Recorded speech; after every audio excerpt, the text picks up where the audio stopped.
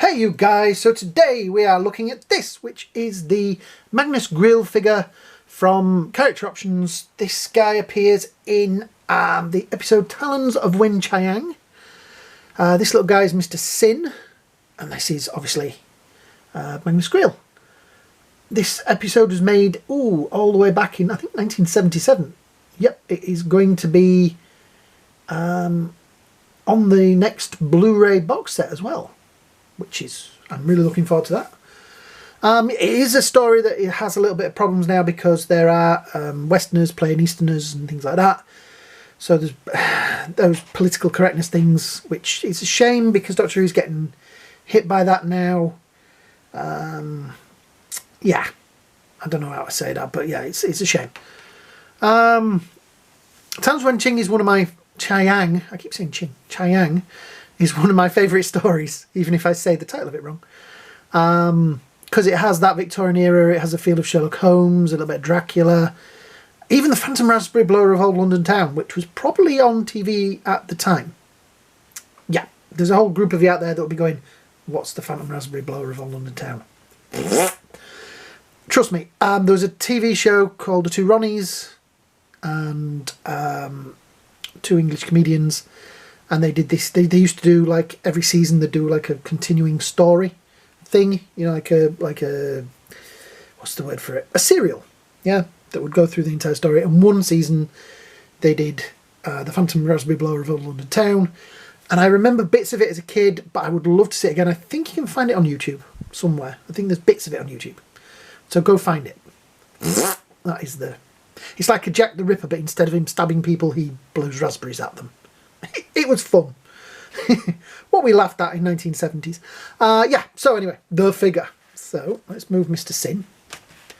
So there is Magnus in close-up with his mask on, which he wore for most of the story. He does come with another head, which I'll show you in a moment. He has his robes, which are kind of nice. I do like the way they've painted, I know they've painted them on or stenciled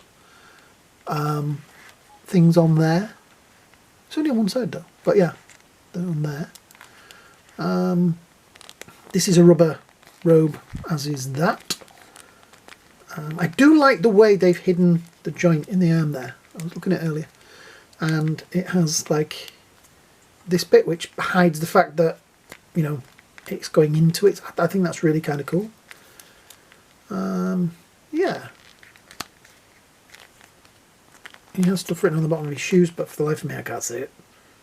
Yeah, so articulation wise, he has a little bit of tilt forward, a little bit of tilt back, not much either side that way. Arms all the way around, no real play outside, and obviously they only go to there. Wrists all the way around. There is a little bit of swivel in the middle there, but obviously this robe and that robe kind of cause problems. Yeah, I've got a bit of paint on there, but I'm going to try and get that off. Obviously legs wise, not really a lot of posability in there. This does split, but it's not like you're going to put him in a superior landing pose or anything like that. He's going to be stood on his shelf like that, looking mean and nasty, because that's what he does, because he is mean and nasty. Now this is from one of my, like I say, favourite episodes, mainly because it introduces Jago and Lightfoot. And I would love Character Options, if you're listening, for them to make some Jago and Lightfoot figures, because I think those two characters are brilliant.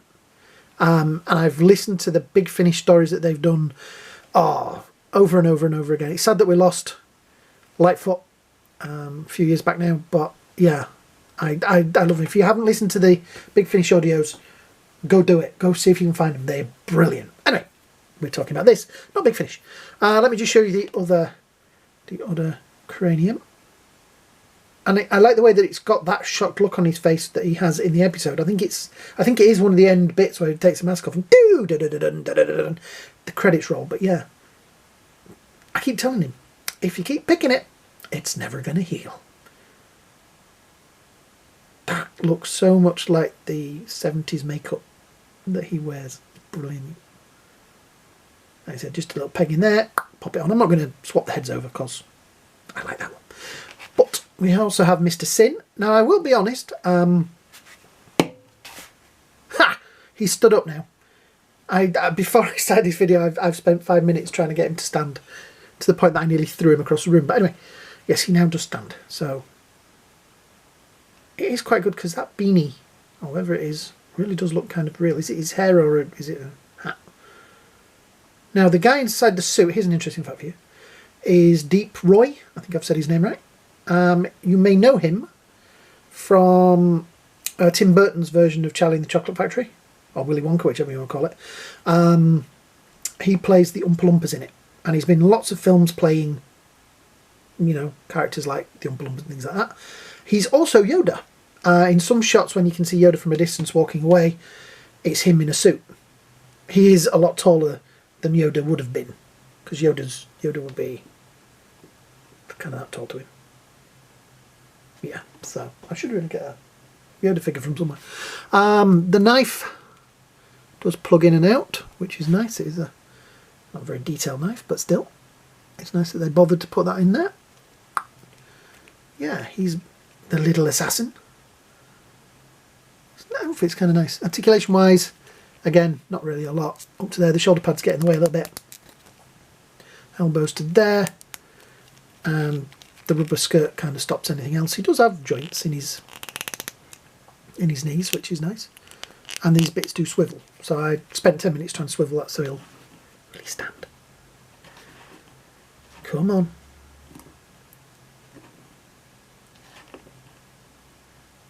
Yes, the crowd go wild.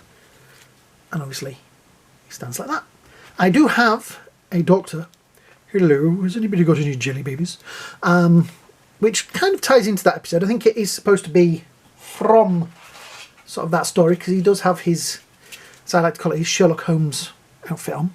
I think that's why I like the Talons of Weng-Chiang, because it does feel, and the Jago and Lightfoot stories, because they do feel very Sherlock Holmes, and I'm a big Sherlock Holmes fan. I have some BBC audios of the Sherlock Holmes stories, and I listen to them a lot. And I've listened to them to the point that I can kind of quote some of the dialogue.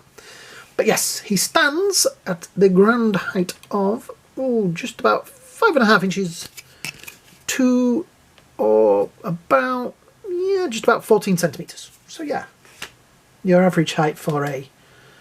So yeah, I would love to see a Jago and Lightfoot figure. I would love to see a Leela from this as well. That would be great. So yeah, this is from a story from 1977, was it? Let me see if it says it in here.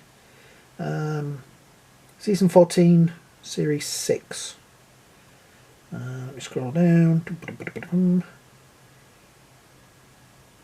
It was a final Doctor Who story to be produced by Philip Hinchcliffe, who had helmed the show since Ark in Space in 1975. Doesn't like to give you a date. There's lots of adverts. Try the other one. Ah, there we go. First broadcast 26th of February, 2nd of April, 1977. Yeah, wow, 1977.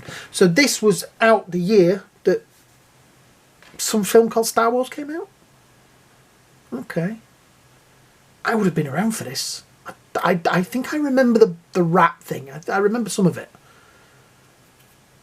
I was there for some of the Tom Baker ones, but I only really remember the latter ones. Yeah. So yeah, that is my little review of, excuse me, Magnus Greel from the Talons of Weng-Chiang and Mr. Sin. So, if you've enjoyed this, what I would really like you to do, hit the like, see the share, subscribe at the bottom. It's great that so many of you have subscribed. Please keep doing it. Please keep watching. I need you guys to watch so that I get seen. It's weird algorithms and stuff like that. But anyway, I'm rambling again. So, if you've enjoyed this, like I say, like, share, subscribes. Thank you so much. Have a great day, a great night, and I will see you all in the next video. Bye now.